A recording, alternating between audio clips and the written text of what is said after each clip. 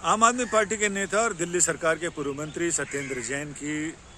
जमानत यानी अंतरिम जमानत अब 6 नवंबर तक बढ़ा दी गई है। सुप्रीम कोर्ट में इस मामले में सुनवाई हुई और सुनवाई के दौरान ये तय पाया गया कि अगली सुनवाई अब 6 नवंबर को होगी, तब तक सत्येंद्र जैन अपनी जमानत पर रहेंगे। लेकिन अब ये तय हो गया है कि सत्येंद्र जैन की अंतरिम जमानत का मामला अब चूंकि समय निकल चुका है और ईडी लगातार ये कह रही है कि सत्येंद्र जैन जिस वजह से, जिस दलीलों के साथ यानी स्वास्थ्य लाभ और ऑपरेशन की दलीलों के साथ उनको अंतरिम जमानत मिली थी,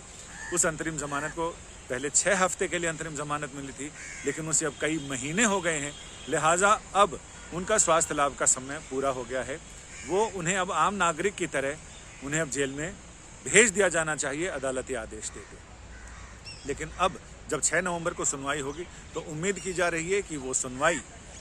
रेगुलर बेल पर होगी, ना कि अंतरिम जमानत पर, क्योंकि अंतरिम जमानत जिन दलीलों के साथ जब अंतरिम जमानत की अर्जी दी गई थी और जो दलीलें दी गई थी अंतरिम जमानत के लिए, वो यही थी कि उन्हें डॉक्टरों ने कहा है कि तत्काल ऑपरेशन की ज़रूरत है, ऑपरेशन के बाद उन्हें स्वास्थ्य लाभ के लिए आराम करने की ज़रूरत थी। तो सुप्रीम कोर्ट ने कहा था कि सत्येंद्र जैन अपनी पसंद के जिस भी निजी अस्पताल में वो अपना इलाज कराना चाहते हैं, ऑपरेशन कराना चाहते हैं, वो ऑपरेशन करा लें। इसके बाद 6 हफ्ते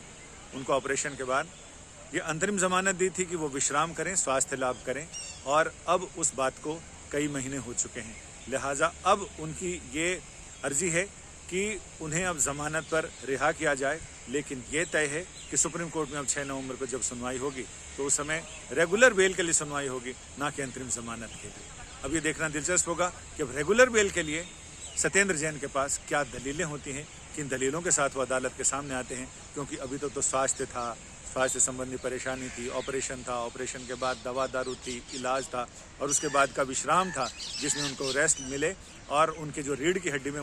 प्रॉब्लम है उस प्रॉब्लम का निदान किया जा सके। लेकिन अब जब सारी चीज़ें हो गई हैं तो देखते हैं नई दलीलें क्या होती हैं जिनके साथ वो अदालत के सामने आते हैं। संजय शर्मा, दिल्ली।